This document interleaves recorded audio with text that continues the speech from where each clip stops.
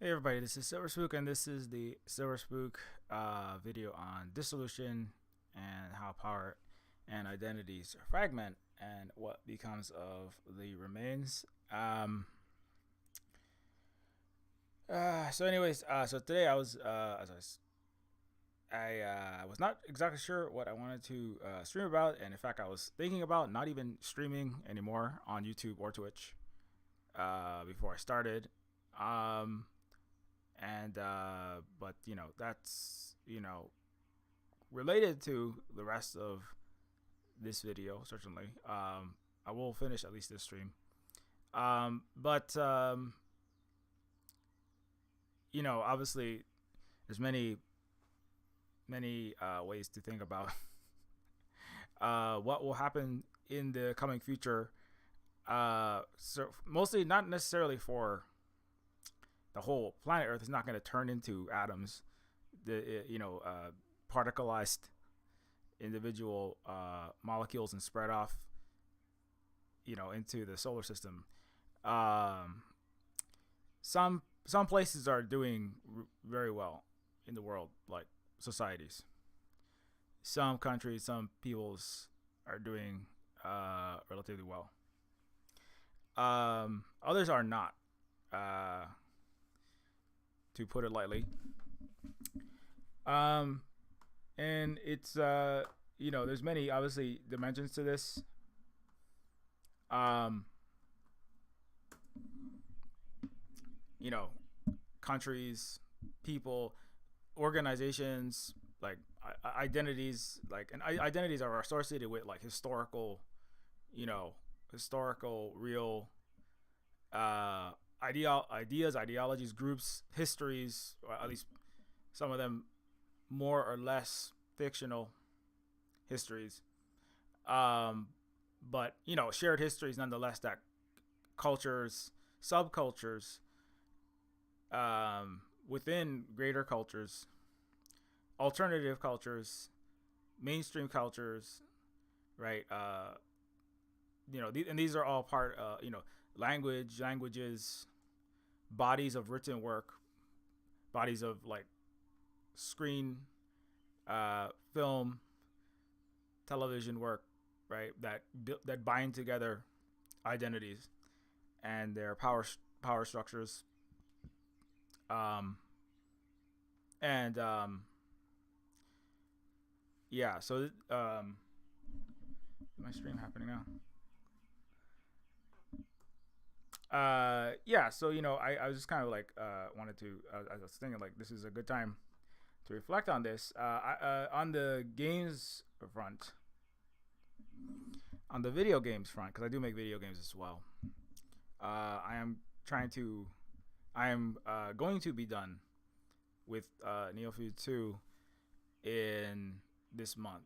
And so part of it, my son was like, "Why aren't you streaming yet? It's already almost 12." And I'm like, I haven't been thinking about streaming because I have to I have to finish a lot of the game that I need to finish so that we can make money, so that we can like have stuff on like houses and electricity and transportation and things like that in a system that we live in.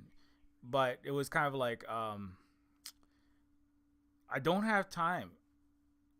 I have like limited time and space in my own personal Silver Spook existence, and like I can't.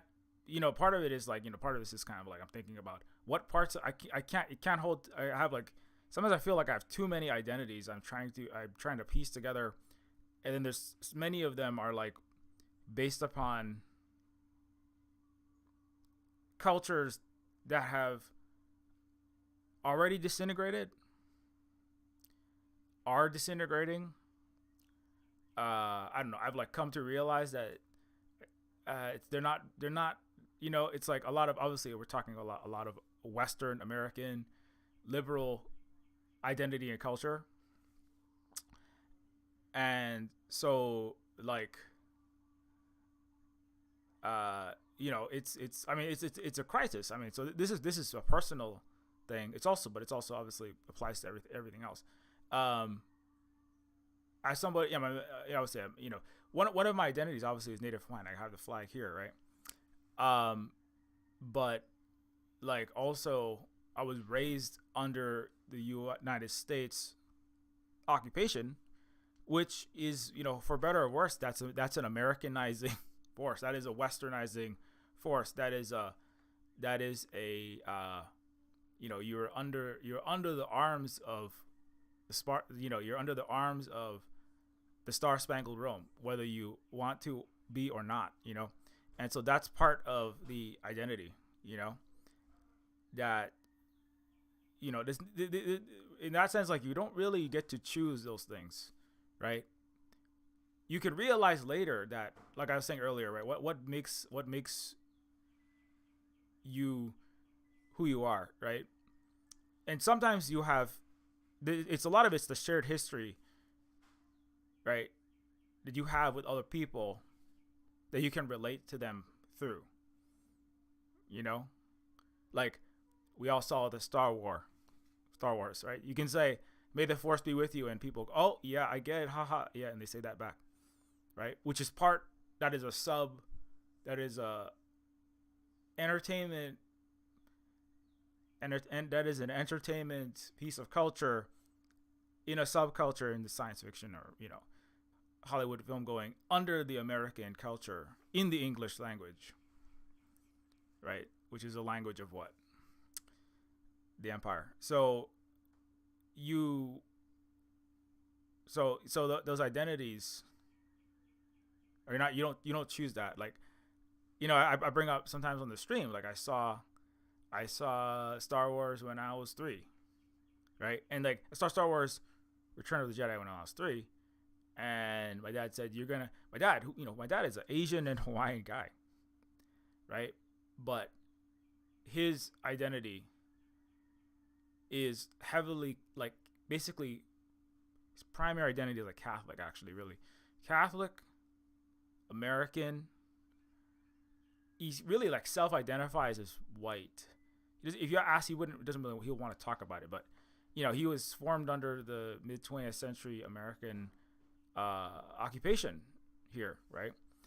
And so he and Star Wars is a sub identity, a sub piece of entertainment within the greater identity and the linguistic body, the history, the culture, the ideas, the worldview constructed through every book, every film, every TV, all the school he's ever gone to, right?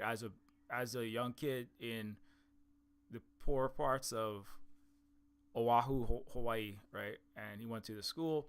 He went to the Catholic Church. He said his Our Fathers and his Hail Marys, right? Overlaid over the nation of Hawaii identity that was being dissolved intentionally by power in Washington D.C. and Wall Street for their colonial benefit and imperial benefit. But that doesn't unmake the identity that you have unwillingly had instilled in you, right? Because when you're a child, you don't choose, right? When you're born, you don't choose. At 1 year old, I would like to speak English. I would like to be part of that country. Oh, I would like to, I would like to be a communist from North Korea, or I would like to be I would like to be a West German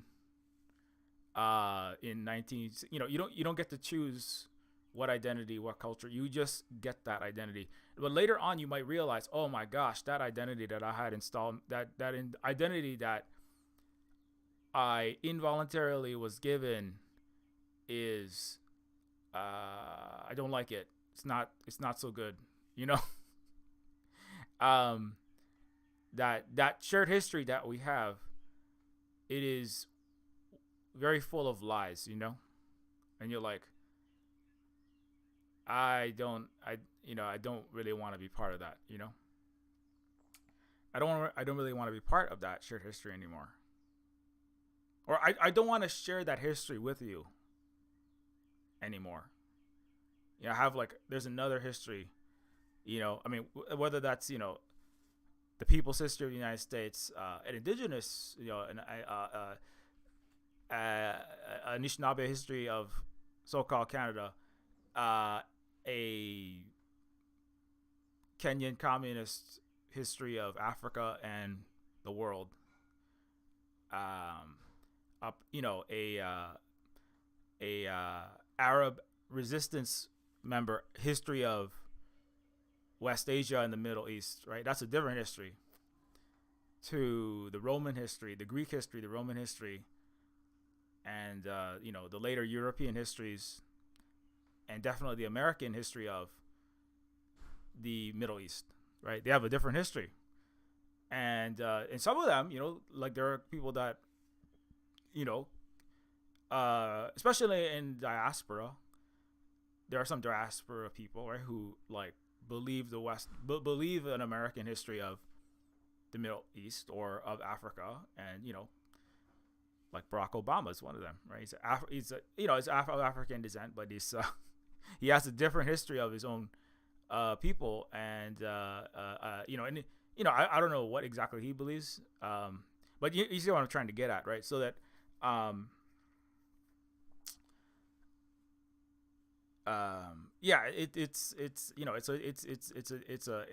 this is I'm obviously I'm spiraling around the central topic, but I feel like this is something that people are going through and people are going to have to keep going through, and obviously, but like there's other identities apart from like what because it's beyond just simply what Westphalian state, what country you are from, your citizenship. That's the citizenship is like is one thing. Nationality, ethnicity, the organic language family that you come from, even what region within the place. Like Hawaii has many different regions. China has many different regions, ethnic, over 50 ethnic groups. Each region has its own food. Within regions, there's people that are diaspora from one region that you could be Han Chinese, but you live in the Inner Mongolia. You could be Han Chinese and you live outside China. You could be Kazakh and you live in that region. You could be Kazakh and you live in Kazakhstan. You could be Uyghur and you could be in Xinjiang. You could be Uyghur. You could be in Beijing. So that's all of those are different. So those are all different sub identities within nations. So like that's more complicating factors. I mean, you could be a Goth in America, right? You could be a Goth diaspora Arab, also Filipino computer programmer in San Francisco who's also queer, right? And those are all like parts of the identity. And then you might also self-identify strongly as American, right? Now you might debate like which history of America, which history of America are you sharing? I mean that you might have a different one. Even like mainstream, like the majority of people who identify as Americans or because some people in Central and South America still want to use America. They want to use an ancient Italian map maker's name for themselves. So sometimes they call them Americans, but USanians, right? Even within USanians, right? Like I've had previous videos where there's splits between the Democrat, even within like mainstream Americans, there's a split between Democrat and Republican or liberal and conservative histories of America. Certainly histories of America of the last 4 years, right? One of them, half of them, as I point out, believe that Donald Trump is president. That the history of America in the last 4 years is that Donald Trump has been wrongfully denied his presidency by the illegitimate criminal Joe Biden. And the other half of America believes that Joe Biden is a legitimate president being wrongfully pursued by the illegitimate criminal Donald Trump, right? And these are two. That's one. That's one in one way. That's a dissolution. That's a fragmentation of the Western identity. Obviously, it's much. There's much more happening than that. Also, what's up, Neuro? Right?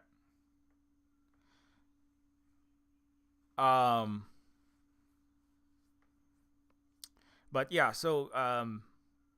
But yeah, I mean, like, yeah, because personally, I mean, I've had to be, I have had to really think about this because I need to get, coming back to the personal, like, I've needed to get the game done, right? I mean, because one of my identities is as a game developer, as a indie game, cooperative, non AAA, as an anti-triple capitalist game developer, I have to finish Neofeud 2.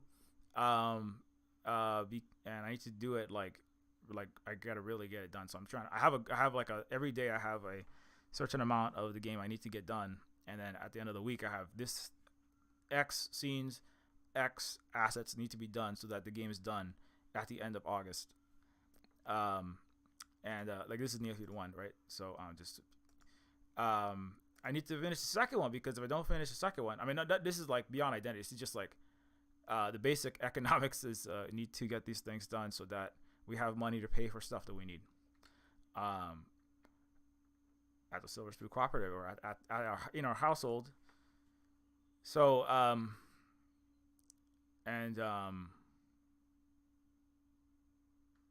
yeah, so and so but like while I'm doing that, it's like I've been thinking about it a lot, and like when I worked on Neofeud, because Neofeud is a game that is a lot of things, but it's a very obviously it's a super personal game.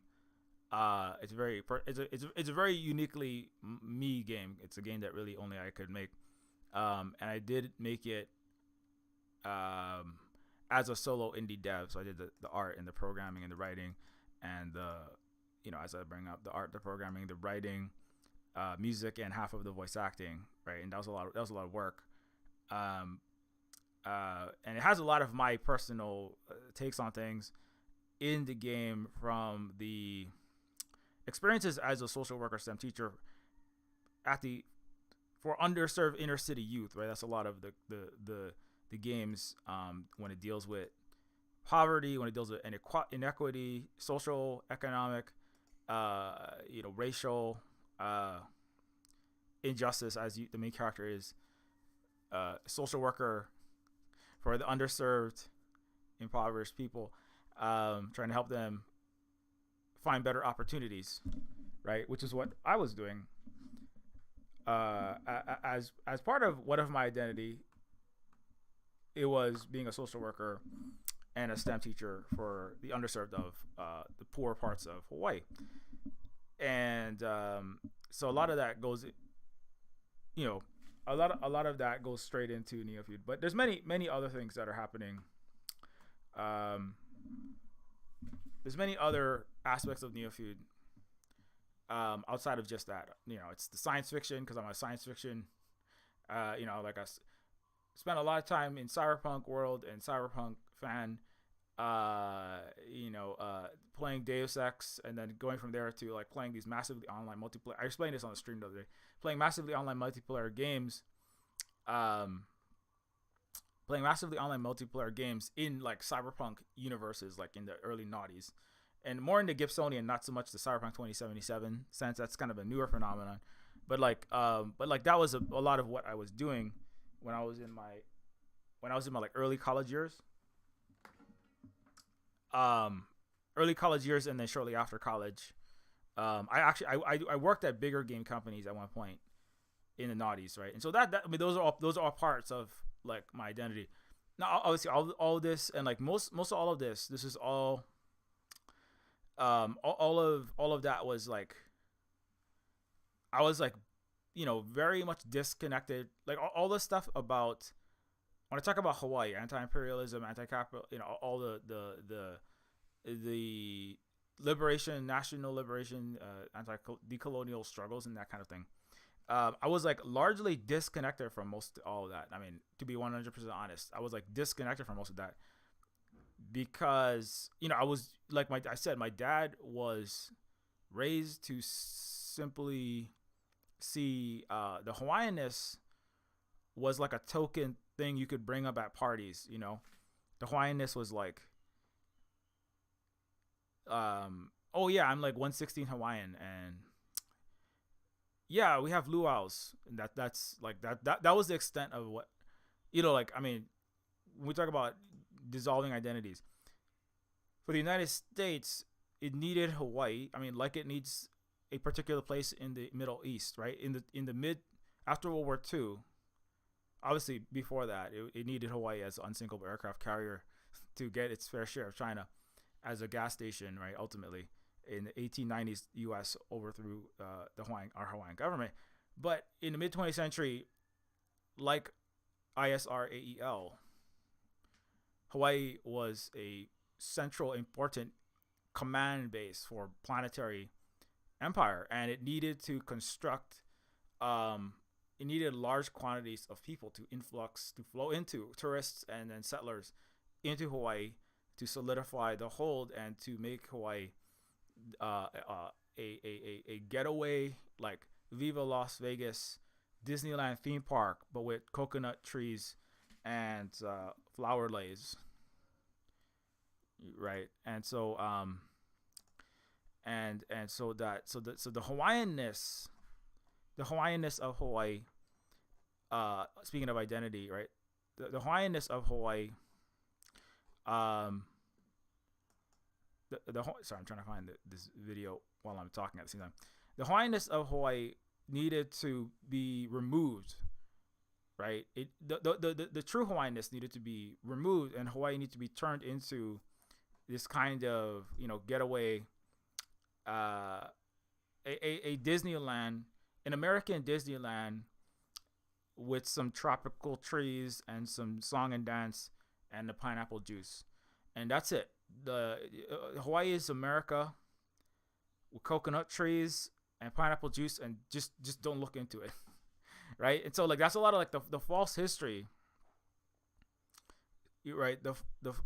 So like I mean, as long as you don't know, as long as you don't know, as a native Hawaiian like myself, as long as you don't know, or like my dad, as long as you don't know or you don't look into it very much, right? The false shared history that makes your identity, right? As long as you don't look into it that much, like my dad and my parents' generation to the large extent, and then certainly the Gen X Hawaiian generation, things can go along relatively smoothly, right? Under this very, very terrible. It's under the surface. It's very, very not good.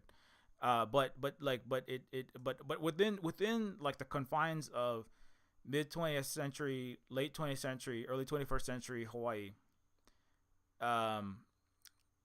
being a white American Catholic teacher, that's my dad's identity.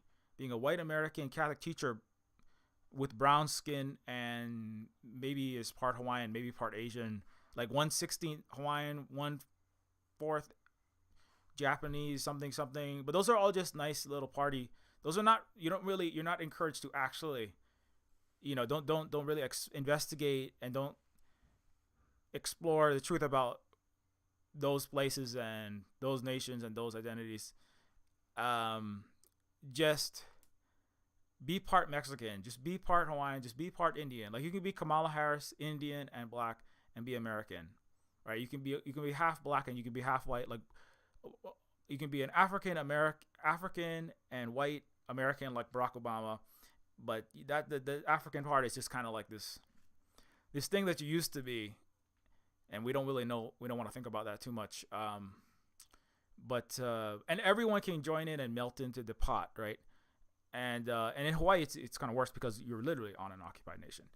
And then anyway, but long story short, so that, I mean, that's all part of identity, and my parents' identity that is passed on to me, and then my identity, because I was raised, I went to Catholic school, I went to I went to Catholic school. Um,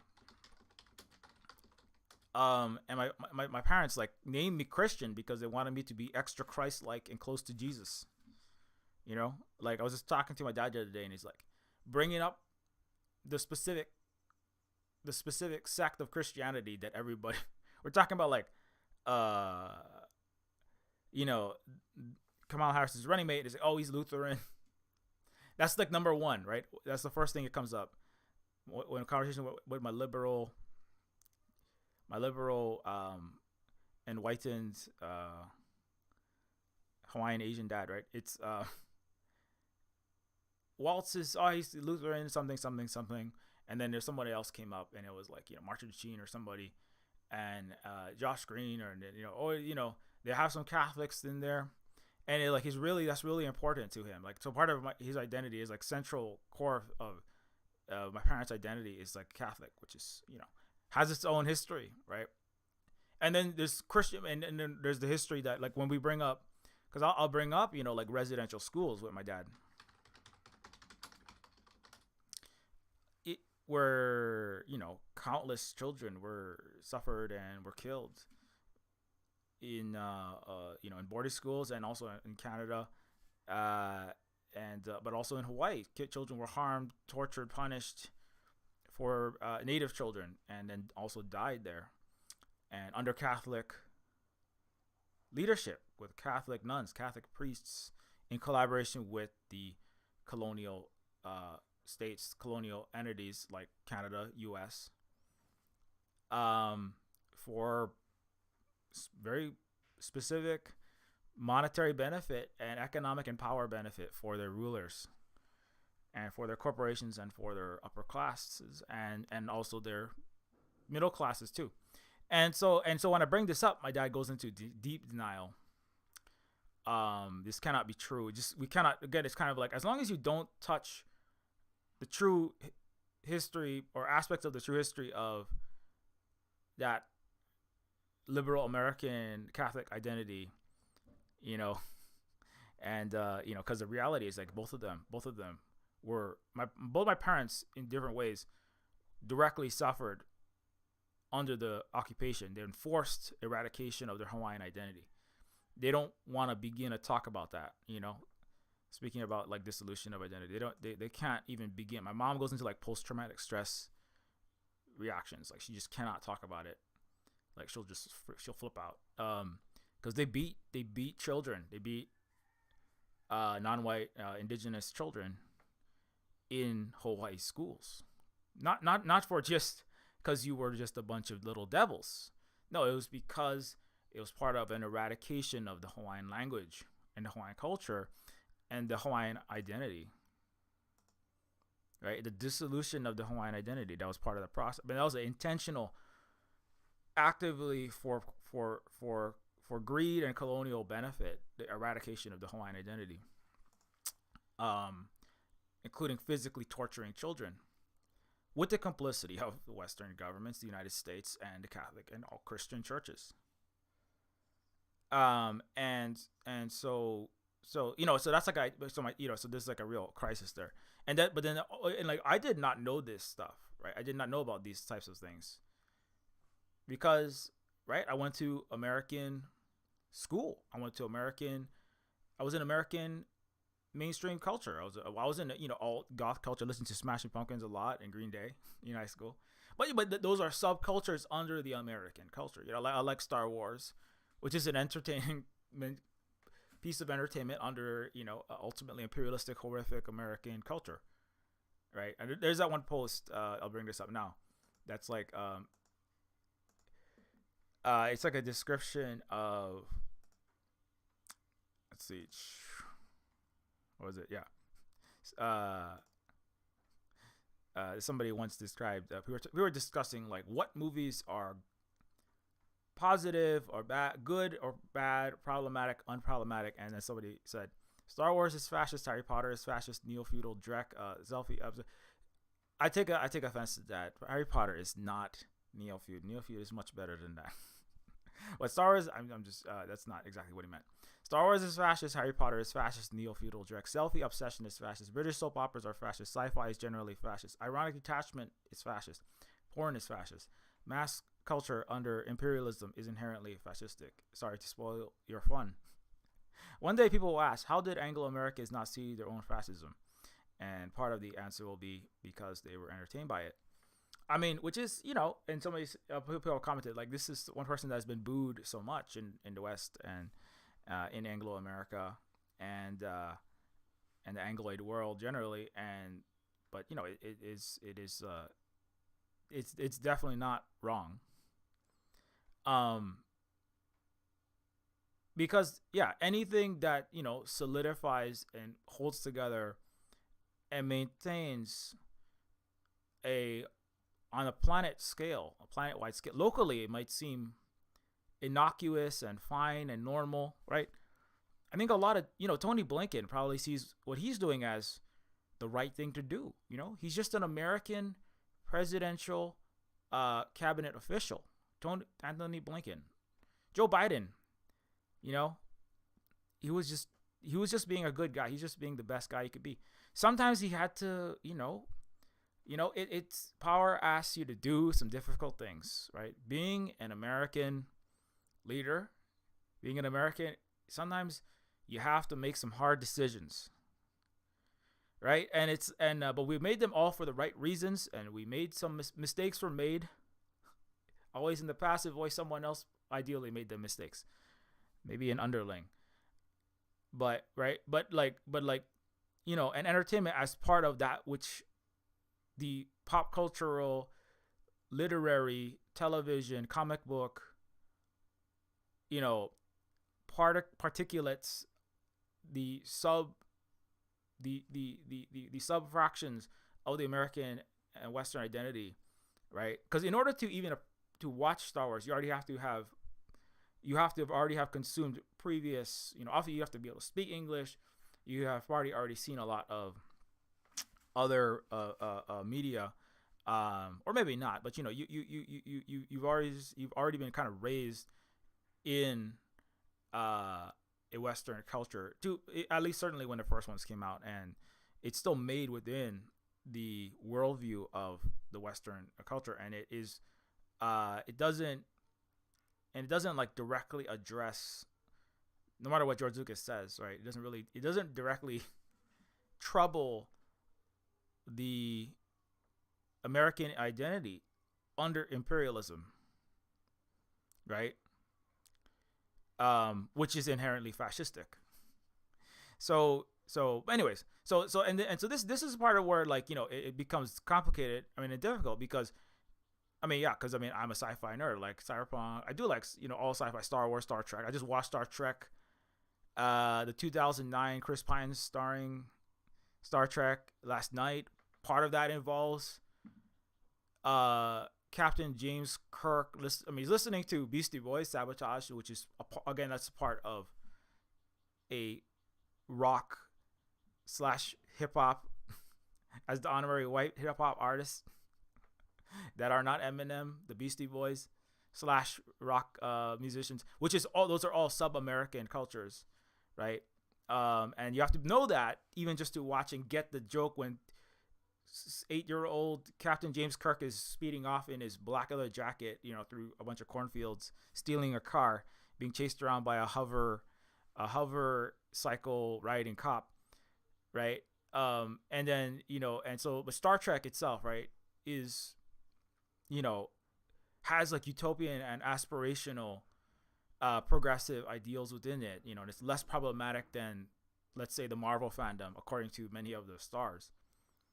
There's less danger and maybe less total average belligerence from the Star Trek fan, but it still comes under an American purview, which is inherently imperialistic, even as aspirational as it would like to be, as far as it entertains and it does not call directly into question that empire, or it, and anyway, I could go off on that. So the cultural and pop cultural sub identities within the West. These are all sub bits of identity that make up the larger identity that begin to that they part of what binds it together, right? Like it's obvious. The most obvious example is things like GI Joe and Iron Man, and the Avengers, right? We're gonna get a new one. These are the bread and the circuses that bind. Bread and circuses bound Rome together, like literally, and the entertainment, keeping people entertained in the empire is part of what binds it together. If Netflix, Hollywood, if there was never another Star Wars, another Avenger, if there was no more Western movies, TV shows, or anything like that, right? People having hot dogs and star-spangled barbecues is not enough to hold America together. It's not enough to hold the West, the U.S., and its empire together. You need these pop cultural, you need the Netflix, you need the Harry Potter books or something like that, even if she's canceled. You need these stories, right? Secret Invasion that keep manufacturing, and the pop culture, the books, the New York Times bestsellers, the Tom Clancy. You need the Liam Neeson getting his children taken by some Russians or Chinese again. CIA, good CIA stories. You need these stories to hold it together. It's part of the story of who America, who we as Americans, we as Westerners, we as European, as part of this great project, we as the Brits that are the highly erudite, literate, smarmier, people that produce the great. We also have great black heroes like Obama. We have Richard Ayoade, and we have what's his name? Idris Elba. We also produce these under the purview of this greater thing that we are in this empire, right? And if the Netflix, if all the shows, all the TV, all the games, and all the books cut out, like the West would die basically almost. It would fragment and fracture and fall apart instantly, because these are the stories that continue to tell people who they are, These are the stories that keep telling people who they are. Now, there's fights over the stories of. Now, obviously, these are science fiction, but the science fiction is a subgenre of all of the narratives, the fictional histories, and the entertainment stories, and then the actual histories that you get in school and in college, right? That hold it together. And there's fights over those, right? Like with Acolyte. There's too many. Like with the Phantom Menace, there's too many. One of the fights over the fictional histories is there's too many women and people of color. Like Africans are not Americans. Mexicans are not Americans. Central and South Americans are not USA Americans. It's only Anglo and maybe some Irish and Italian Americans and some of the other Europeans. But it's a Euro America. The United States is a Euro America, and that's it's the GOP versus the Democratic Party to a large extent. The two shared histories of two separate Americas that mostly have a truce when power, economic, and military hegemony are in ascent. But now they are fragmenting, and so now the animosity between the Democrat and Republican is accelerating, right? Or the white man history of America versus the women and people of color, white women and people of color, and gay white man history of America, basically. Not exactly, but that's largely what it is, right? That's what the fight is. That's why Kamala Harris is being thrown up against Donald Trump. But those all tell a story of who you are as a Westerner, as an American. And Star Wars is a part of that. Like Star Wars, and you can obviously you can academically go through, a tiny minority of people academically go through and parse out why exactly, Star Wars, signifies is a story in which the rebellion is the Vietnamese against American imperialism, right? You could say that is not the story that people take from it, because, right, if people were taking that, people would be deeply troubled and upset by that. Right, if they were actually getting that message, if they're getting that, if that was right, but they're not, for the most part, they're not troubled by that, right? If Americans that don't question it, maybe they don't necessarily believe in it. They don't even really know. Most Americans don't really know what imperialism even is. But you know, and if they don't quite know what it is, but they certainly don't question it. And if a story actually made them question that aspect of their fictional history, or that America is good, it's not an empire in a bad way. It's not like the Star Wars empire, certainly, right? And if it actually made them question that, then there would be fights around it, like there are fights over Acolyte, like there's fights over shows that or other things that might like more call into question the American identity. I certainly like things like Riddick was a bit more inquisitive, partially just because the star was a non-white guy, Vin Diesel. But it does also it does kind of paint Rome, the empire in aesthetics more closely resembles Rome. It's like Roman armor and I made this point before, Chronicles of Riddick. The like the necromongers, they more resemble like medieval European Roman armor, in the majority white guys, including the star of the boys, who's in all the nerd stuff. His identity, that's his identity. The identity of Carl Urban is, I'm in every nerd thing ever. And anyways, but the necromongers are very much like they're coded as like Roman, and they have guns that look like American guns, and Riddick is like African American prisoner coded. That's like literally. I mean, his character is Fury, and he's from another planet, which the necromongers have completely killed every last member of his race. And now he's but the way that it pitches the empire, the bad space empire, it's more directly saying something about the United States, right? They're also the religious zealots that believe in salvation through war and death, right? That's the necromongers, which is very much what the United States, certainly the 100 million evangelical Christians are about, right? Who believe in a particular place, and the salvation through fulfillment of biblical prophecies and that are very apocalyptic, right? And death involved, and involved in, and also are wrapped up in an eternal conquest, right? Like the necromongers. And so, anyway, but long story short, that's just me giving a shout out to this movie. But back to the identity stuff. So,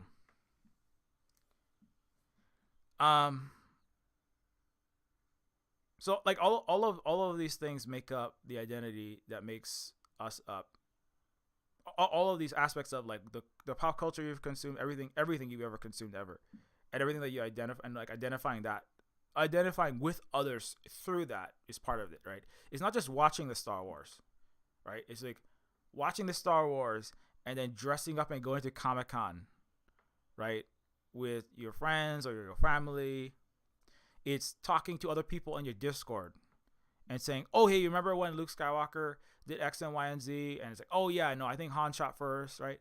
And then part of that, it's like watching a geopolitical channel and going like, oh yeah, I really think that the BRICS is gonna overtake the West, and no, that's part of the dissolution. It's more like like if Americans all watch CNN, and they're like, oh man, yeah, I really think that Trump is not doing very well.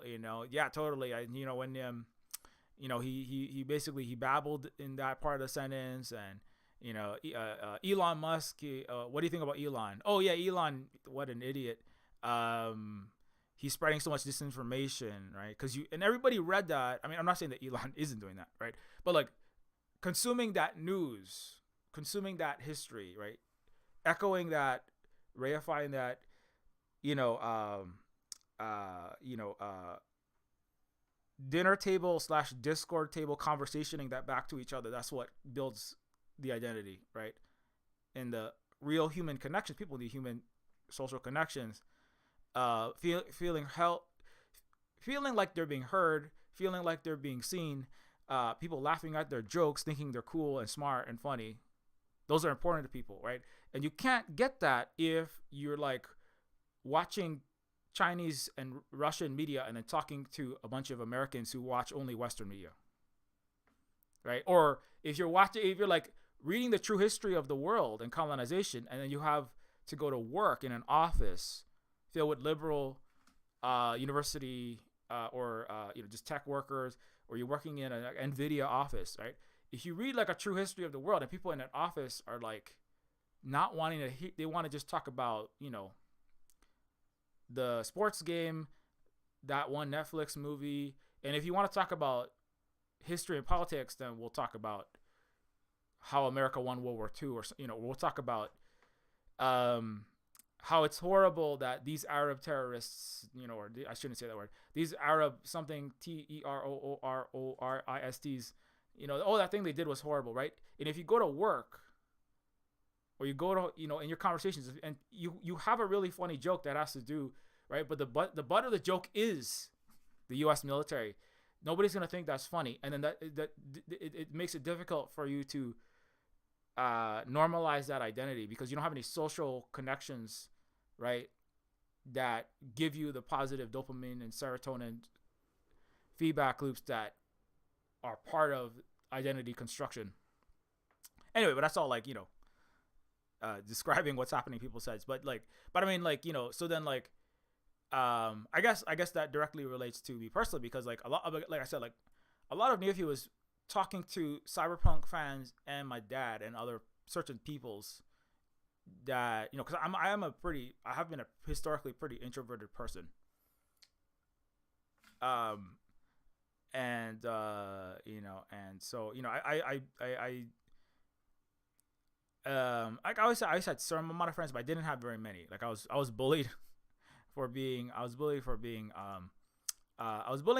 not the, I was a larger Hawaiian kid amongst mostly fairer whites and Asian kids that had very different body types in a time in America when super skinny heroin chic models and having 1% body fat was considered like you're like a whale, right?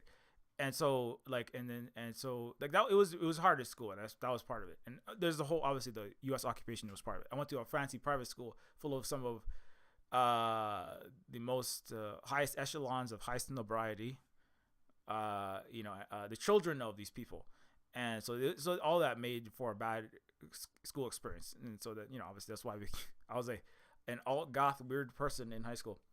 So I didn't have a lot, but there's always some amount. I would talk to my dad, I would talk to other people, but mostly the discussions that the people that I was socialized with were, for the most part, just nerdier Western liberals of some kind. And sometimes they happen to be science fiction fans. Sometimes they're just random, but it tended to be those kinds of people. As a 41-year-old millennial, so I'm talking about 20 years ago, right? But then over the last 10 years, 15 years, right? There's more of I mean, obviously the younger generations, I've talked about it before, but yeah. I don't know what to put on the screen at this moment. It's part of my identity crisis. What do I even throw up on here? This Silver Spook does therapy for Silver Spook self on the middle of the YouTube channel. But part of the let's put Neofeud up. That's always good. I gotta finish this game, so let's keep me focused on that.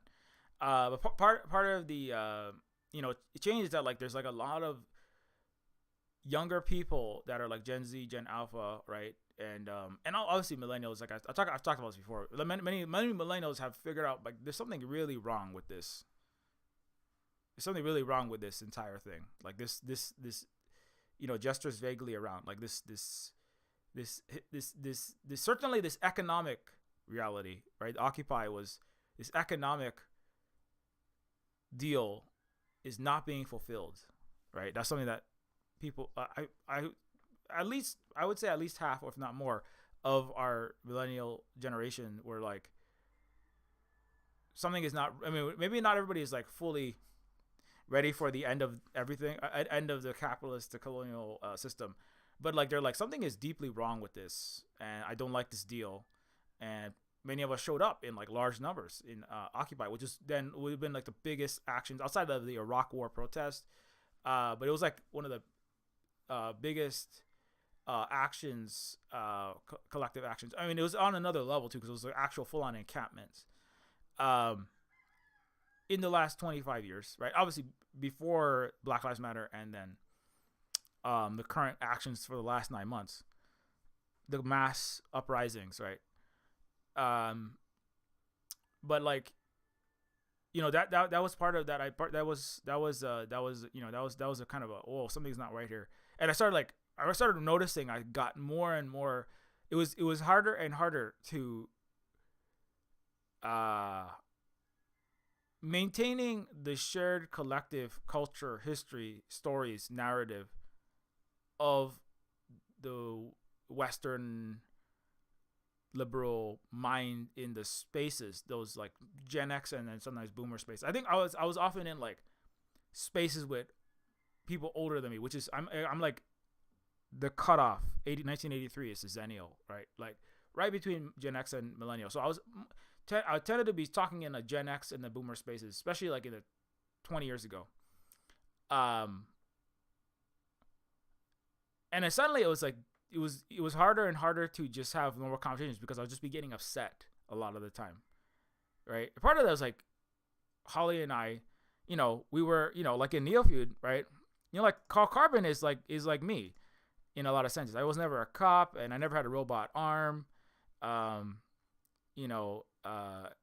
voice is not quite as deep as Carl Carbon. I have to basically get 3 hours of sleep and wake up. Like, and immediately after rising, no coffee, I started speaking into this exact microphone. That's how I voice acted Carl Carbon, right? Carl Carbon is an overworked, impoverished, lowly worker that's trying to figure out why he's so screwed right now. Like why because Holly and I, we lived in a car for a portion of making Neofeud. We lived like squished into a tiny like 1 bedroom or studio micro apartment, like next to a highway, surrounded by meth labs. I'm not even joking. Surrounded by people, like a lot of meth. Sadly, this is like in impoverished areas of Hawaii. Drugs is a part of the problems that plague many places, and especially those in poverty that are trying to be destroyed by the United States under racism and colonialism. But so I was like in this situation, like, why is my life so crap? I don't fully understand this. And Neofeud was kind of processing that. Wow. And there's a lot of kids like in Neofeud. Like there's lots of young people around my neighborhood. I did also never smoked. I might have lit up some cigars for fun sometimes, but I never actually like seriously smoked. Definitely not cigarettes.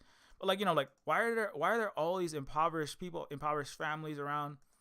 There's all these ghettos, try to find like a picture of what I'm trying to say. There's these kids that I was working with, right, who are like not able to like find a house at all. They have like literally living on the street. They're like eating cans of tuna fish. They come into my classroom like, smelling like trash because they're sleeping in trash.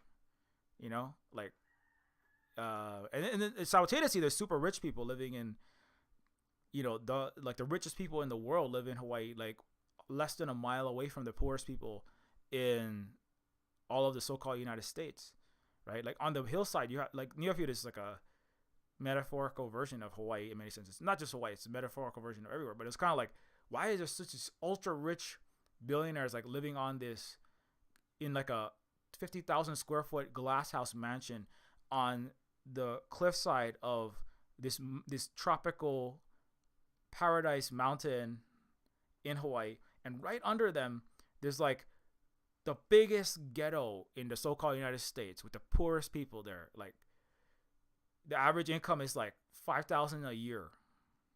Like not even joking, right? It's like this huge numbers of Asian Pacific Islanders. They're just like living like 42 a house, and I'm like working with them every day, right? And I'm watching all these people right up the street. You can drive right past their house too, right? A lot of the people in the ghettos like are servants and like nurses' aides. They do the Paxlovid care in literal, and I kid you not, COVID resorts where the billionaire class come to get personal, ultra safe, ultra, like there's like 3 layers of people that like give the billionaires, like somebody brings in a vaccine or a shot or Paxlovid or ultraviolet light sensor. They give it to another layer, and there's 3 layers of separation between the masses, the main people, and there's this huge resort in Hawaii, and then there's 3 layers of protection so that, and everybody in their vicinity is nonstop around the clock being tested for COVID, right? And anyways, but that's just one example of the inequality. Whereas the Pacific Islander, majority Pacific Islander, non-white working class in Hawaii, they're all like perpetually endangered, perpetually in poverty, living in these horrible conditions, right? And I'm like, what is happening here?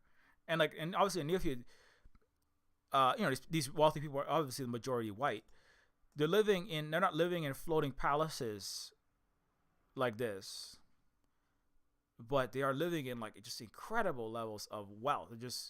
They're in the closest thing to a levitating palace. They're like up on the hillside, like physically altitudinally, right, higher than everyone else.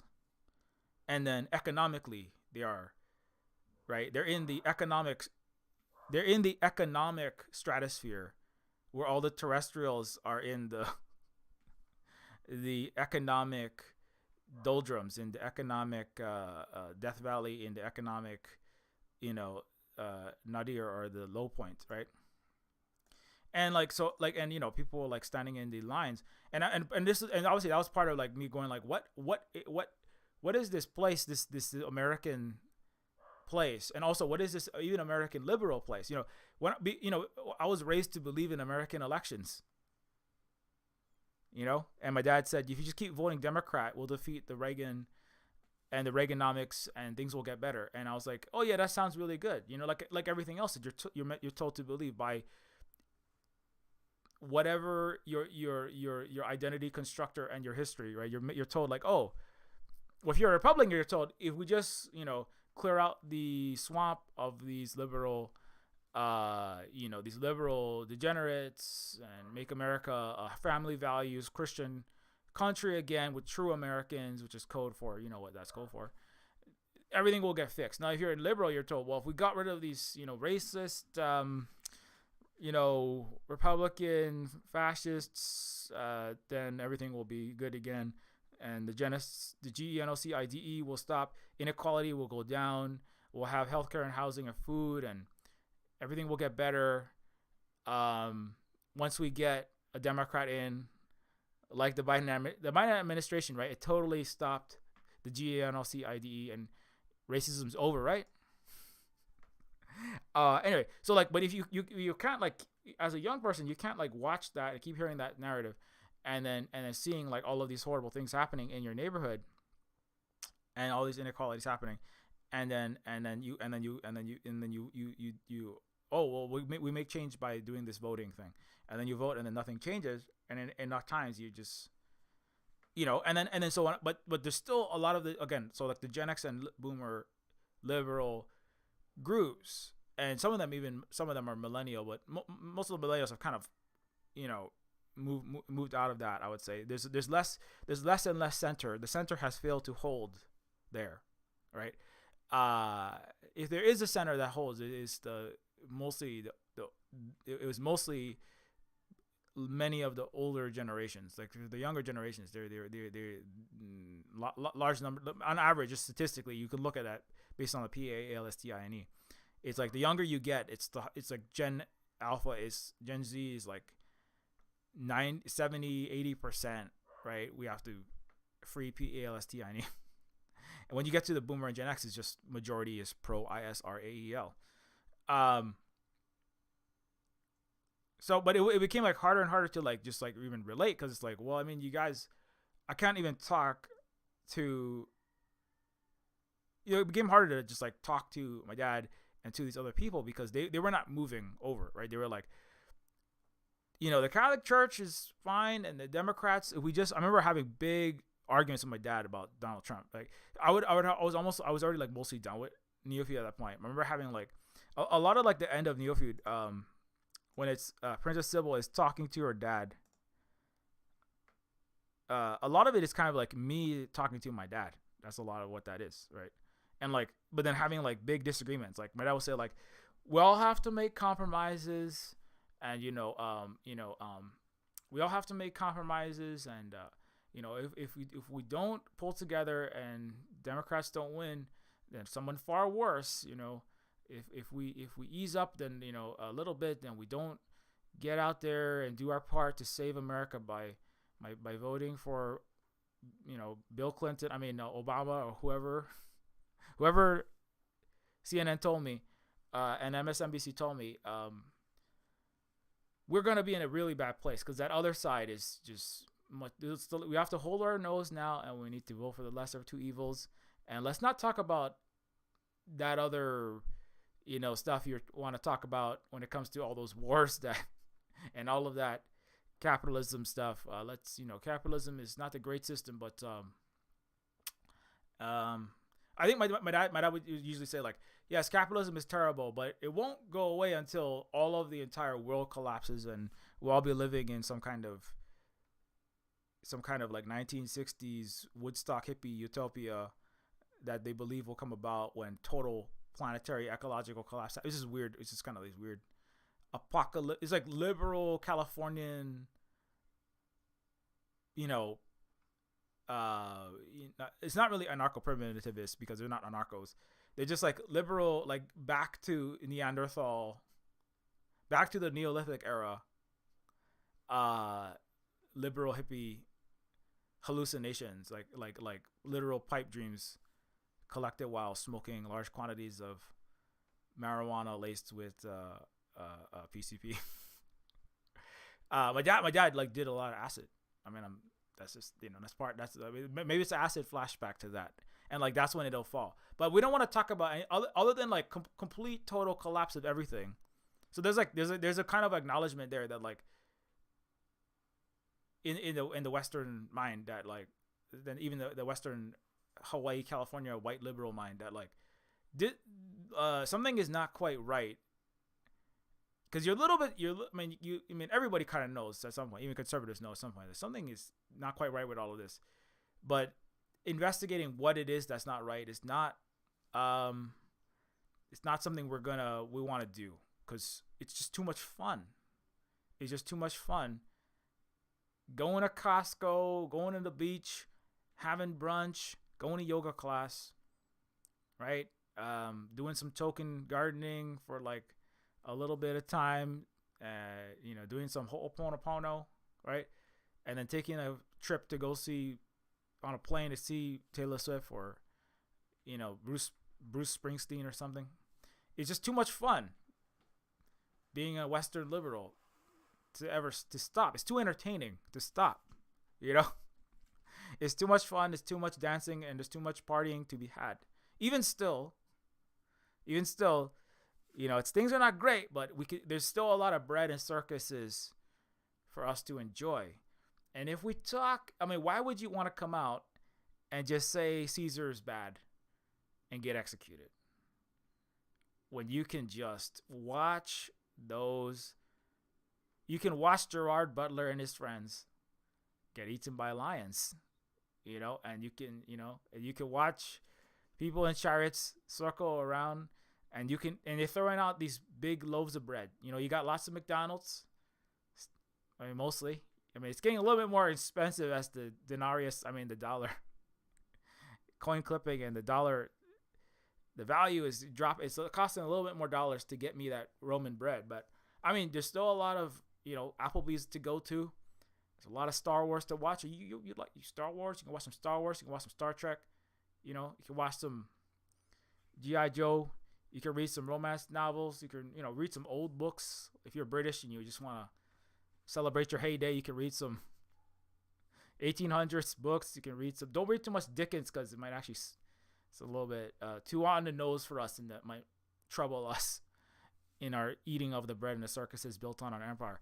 But don't why would you want to rock the boat too hard that you could endanger your deal? Because my family also live on Catholic property with the good graces of the inns they have in the neo-feudal Catholic branch of the Western Imperial Church. And you don't want to rock that too hard. That's why we can't really talk about things. I can't talk about things with my family because, number one, they don't want to acknowledge the crushing of indigenous peoples and native peoples under colonialism in Hawaii by the U.S. and the West. And they rely on the nice things. They rely on the bread and circuses and the cheap housing pouring forth from the Catholic American identity. Like literally, they get like super discount housing. That's the only way they can really survive. And why rock that boat? Why come out and say free PALSTI anyway? Younger people obviously you're not getting very much at all. I mean, you don't. One of the big differences between Gen X and Boomers is they have better jobs, better connections, better LinkedIn networks. As bad as it is, they still have pretty good deals. And some millennials, but Gen Z and Gen Alpha, they've never been hired for gainful employment. Gen Z and Gen Alpha is like, we might pay you for that job you're doing, right? But probably we'll just have ChatGPT and Sora do your job in about 2 weeks, right? I mean, so that's totally materially different reality. I mean, that's worse than our reality as millennials is like things are okay, and then when we turn about 23 to 28 to 30, what the hell happened, right? And maybe some of us have like middle management jobs in a corporation or government or nonprofit or university, but those middle management jobs they're not even paying close to the Boomer and Gen X. It's paying more than the Gen Z and Gen Alpha though, that's for sure.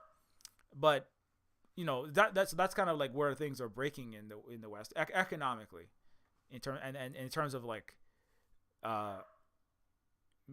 maintaining the bread, and the circus. It's not really bread. It's not really just bread and circus. It's really like food. It's healthcare. It's food. It's housing, and it's not just circus. It's the story that maintains the identity that dissolves if you no longer have the story, a credible, at least somewhat credible story. It can be lies, but it has to be a good, entertaining story, right? It has to make you feel good as an American. We freed the world. We're light of liberty and justice. And 1492, Columbus sailed the ocean blue, and all this stuff. And America is winning around the world, and we're defeating these horrible human rights violators in the Middle East. And we still have got it. We got it militarily. We're strong. If you sign up for the U.S. military, and you're gonna fight for freedom and like even in Star Trek, I was watching that show. It was like Star Trek. Star Trek is, but it's like Star Trek 2009 was like James Kirk stopped being a moping, philandering loser, driving cars around, stealing cars. Stop being a criminal. Sign up for the Starfleet. Yes, we only do peacekeeping and humanitarian missions, just like the White Helmets and Human Rights Watch.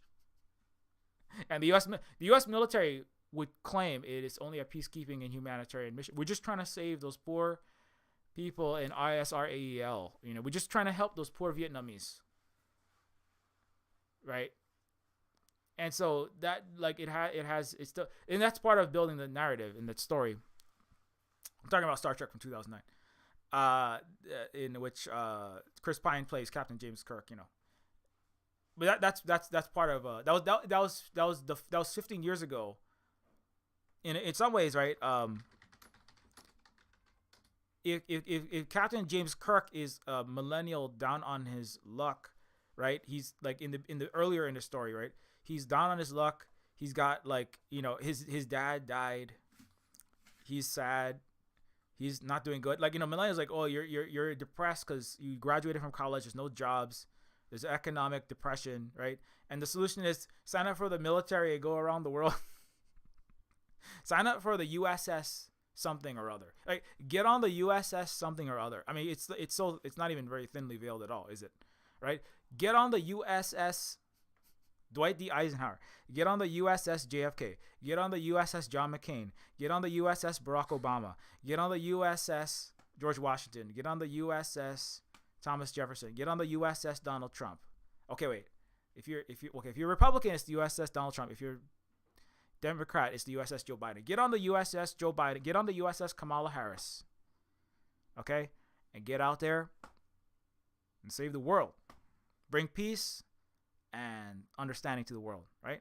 And help Leonard Nimoy's his people were displaced just like, right?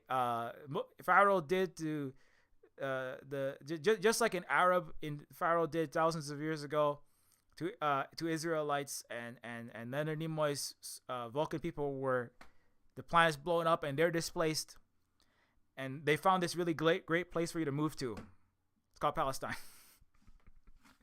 And then and everyone there, they're the children of Amalek, and they deserve to be displaced, right? That's a story I mean, if you're in ISRAEL, that's a story that you tell yourself, right?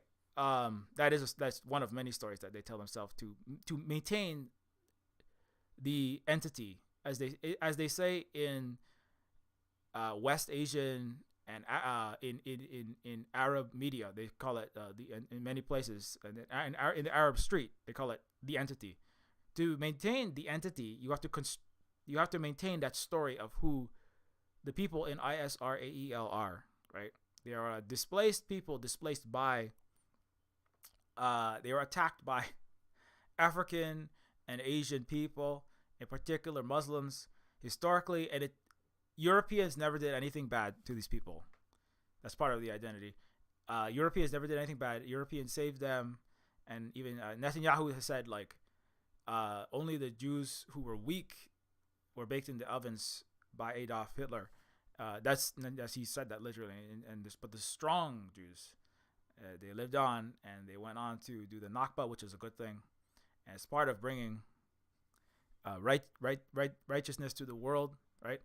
And that's a story, that in a place, right? And that's not nothing with Star Trek, but that's a story of the identity of the people in the USS's little unsinkable aircraft carrier, right? Called ISRAEL. And they need that identity. And that identity is also dissolving as the struggle in West Asia and Middle East, the US and the West lose. That ability to hold it together is falling apart. They're fighting each other. This internal civil wars, the cold civil wars, heating up, hot civil wars. Just like in the U.S. The U.S. and ISRAEL are they're Siamese twins in many ways. In Europe as well, they're all tied together in this. They all come from the same places, and they're all in the same, not exactly the same, but in terms of the biggest forces of not goodness in the world, colonialism, capitalism, white supremacy, they're all part of that system. And it's partly starting with the American dollar hegemony, military industrial complex. They're all wrapped up in this Wall Street, the dark money shadow finance system. They're all wrapped up together in that. And so they're infighting now because the ability to keep themselves going is running out. Like, some people predict that basically what's going to happen is the many people in ISRAEL are going to leave, as Iran is obviously right now threatening massive. It's not threatening. Iran is in the planning phases of responding to a direct attack on their soil in Tehran, right? Attacking and blowing up and killing a Palestinian leader in their capital, right? And under international law, even that's just like that. There's Iran is going by the book. They're going, we're only going to do things that are in international law. Is the ability to respond to direct a direct a direct military attack on us, right? We're not, of course that might, other things might happen after that, but they're even talking about, like, Iran is saying, like, well, maybe why don't you have a ceasefire? Why don't you cease what's happening in ISREAL, and maybe we won't respond. That's part of a deal, right? And ISREAL is like, what if we fly a nuclear stealth bomber at you instead? And then why don't we attack you again? Why don't we attack everyone again, right?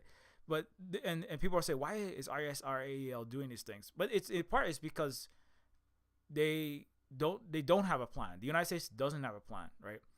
Strategically, there's dissolution, right? What is the U.S.'s plan in the proxy war in Ukraine? What is the U.S. and its military's plan, and NATO's plan, the Europeans' plan vis-a-vis Russia? What is their plan with sanctioning China, cutting off chips, semiconductors, putting 100% tariffs on electric vehicle? What is the plan, right?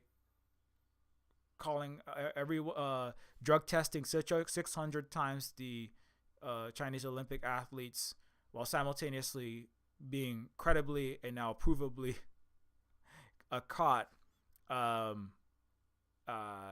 doping your own American athletes. That's why they're purple in the face and covered in rashes, right? What is the plan? There is no plan, right? So there's at the highest levels, there's their own stories they tell themselves are falling apart, and there is no leadership. There is no American leadership. There is no ISREL leadership. There is no Euro leadership. There's no Western leadership.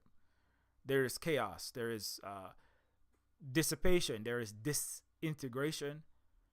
Right. Last week I talked about, I was focusing on the pandemic related stuff, right? Like pandemic disintegration, and how that takes apart how the situation in terms of like viruses is getting out of control, and there's no real solution to that, right? Or there is a solution to that, but nobody is implementing that. Certainly not in the West, right? And similarly, there is dissolution in economic and geostrategic and political and military domains in the U.S. and all these places. So, and as people look around, they go, what are we doing now? Like, I mean, the U.S. at least used to be able to lie somewhat credibly about what the plan was, right? Like Obama told a great lie. Not Obama, but the United States collectively as an empire told a great lie through Obama. That was hope and change. We're having a bad economic downturn. Maybe we made a few too many overpriced housing loans and mortgages in the last 8 years. But we have a black man in president. The Democrats are back, right? So Kamala is very like Obama-like in that sense. Now things are gonna come. That's Kamala is, at least it's a slight attempt to try to. It's a pathetic attempt, but it's not a credible attempt.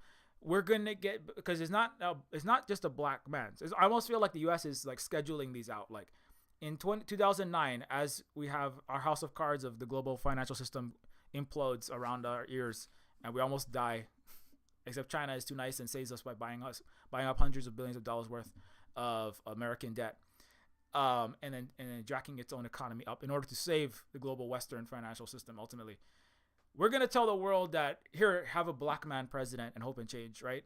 In 2024, when we are in deep disintegration and we lose to the poorest Arab country and the world is de-dollarizing, we'll tell America, have a black woman South Asian president, right? That's like level two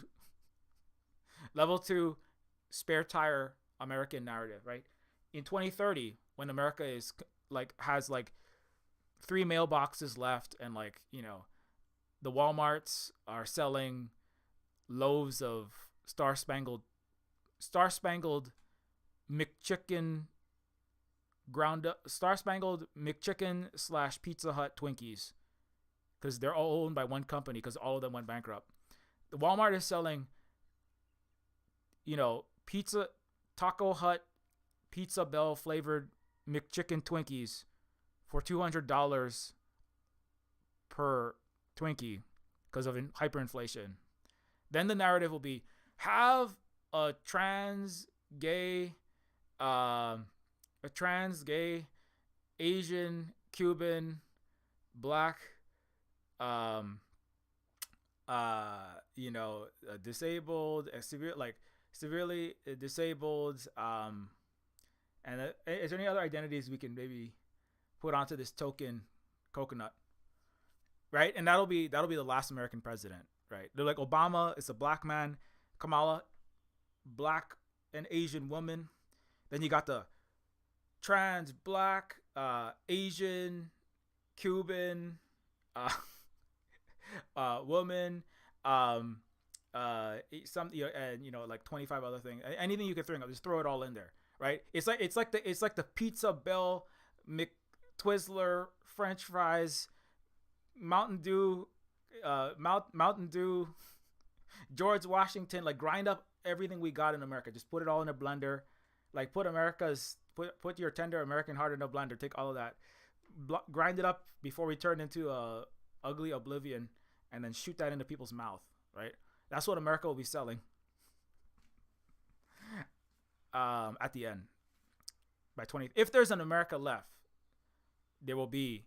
If there's America left, there will be the first trans, black, Asian, Pacific Islander, Congolese, paraplegic,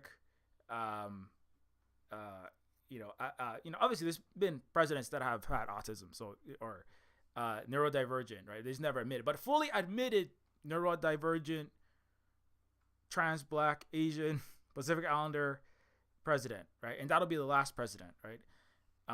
It's probably gonna be like Joe Biden's, or if no, Joe Biden probably won't exist by then, but it'll be like Tony Blinken's adopted niece or something, and that'll be like maybe Elon Musk. Elon Musk's daughter will be asked to run, but Elon Musk's daughter will say, "Why would I run for that disgusting empire?" And then Elon will get mad and try to ban her from Twitter, but then he'll realize that Elon will realize his trans daughter is not on Twitter. And then after that, they'll run this other candidate in order to try to shore everything up. Anyways, where was I going with that? It's already 1:21. I got to get off soon. But coming back to the topic before I spiral too far out. But yeah, so it's so part of the dissolution of the identity is at an individual scale is kind of like dealing with. I mean, part of it is because I'm trying to finish up Neofeud 2. Just so people get some. I don't always show a lot of Neofeud 2 screenshots on this stream, so I will show you some now. This is some of the actual game dev. Well, this is just my Photoshop.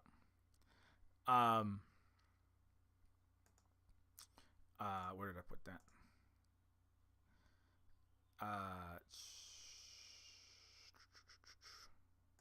So, like, here is some of the latest Neofeud 2 in-game screenshots.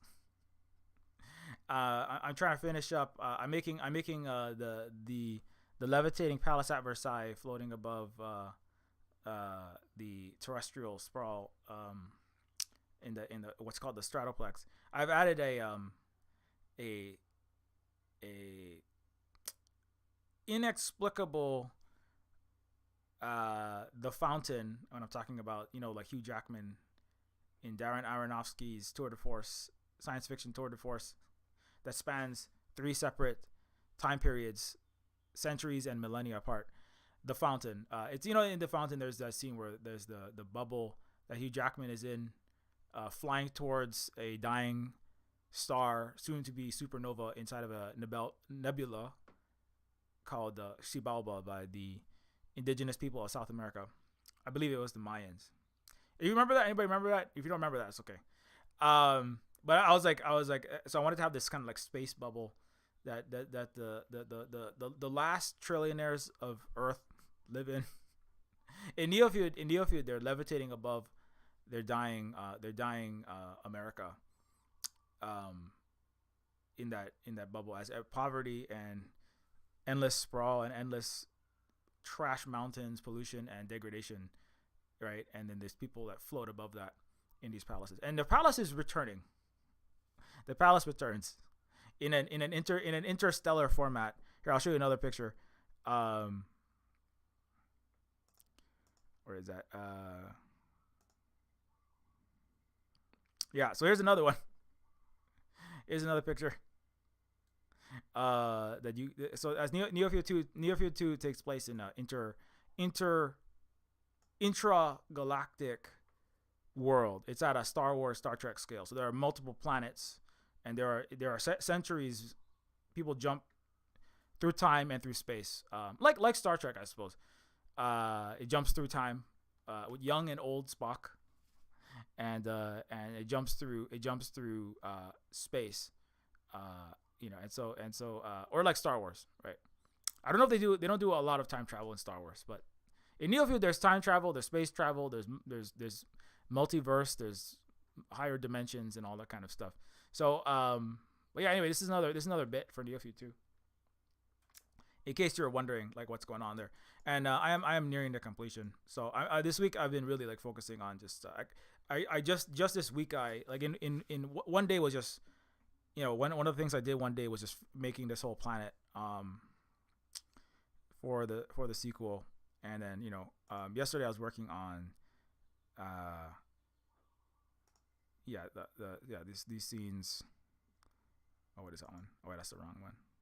I was working on these space scenes and the title. What is this? If you want to see my sketch. What is this?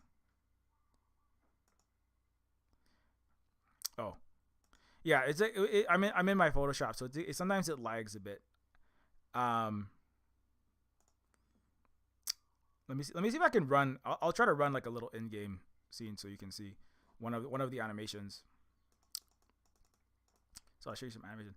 So and so part of my identity as a game developer, right? Because I have many things. Native Hawaiian. Native Hawaiian raised under the U.S.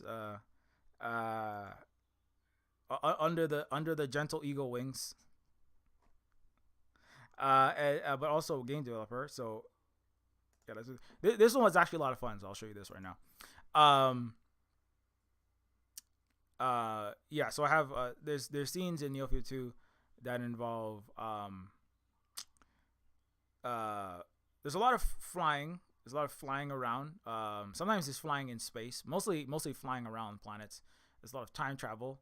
And then there's a lot of characters that are. There's a lot of characters. Neofeud 2 has like so many characters. One of the things that's taking me longer is there's just so many characters that have a lot of different identities. And a lot of Neofeud 2, it does deal with characters like struggling with their own identities. Multiple characters. This kind of like. I think about it now, looking back at the whole story. There's really like one character is like somebody who has come to the Utopia, which is kind of it's a kind of a space U.S. EU Western. It's a country on another planet, right? That is basically similar to the U.S., right? It's a settler colony on another planet with American characteristics. And but then there are migrants from all around the galaxy that come to this place, Utopia, and they live there, and they were raised there, and they have lives there, right? So they're from their home planet, they're from like the equivalent of it's like the equivalent of space Africa, space Asia, space, Pacific Islands, space South America, Central America, but their countries are destroyed by wars and sanctions and economic immiseration and galactic colonialism. So they come to this place in space, right? And the green hair character is one of those characters, right? And they question their identities. They're like, am I a member of this character is Sindarian, right? So am I a Sindarian or am I an American? right? Am I a diaspora? What is it? What is a diaspora person? How much? And there's some of them question like, there are other people that are from their country that say you are not an Arab anymore. You are not an African anymore. You left and you are too Americanized. Why did you leave? Right? And someone said, well, I left because I wanted to fight against the empire that colonized us. And they will say, no, you didn't. You left and you had a better life than us. You left because you wanted to have bread and circuses in the empire, which is better than no bread and no TV, because the empire has blown us up. And you got the bread and you got the circus. That's why you left, right? So those are like the kind of discussions that Neofeud 2 deals with. And then so and even as a Hawaiian, you're like, are you of the empire? Or here's another scene just at random.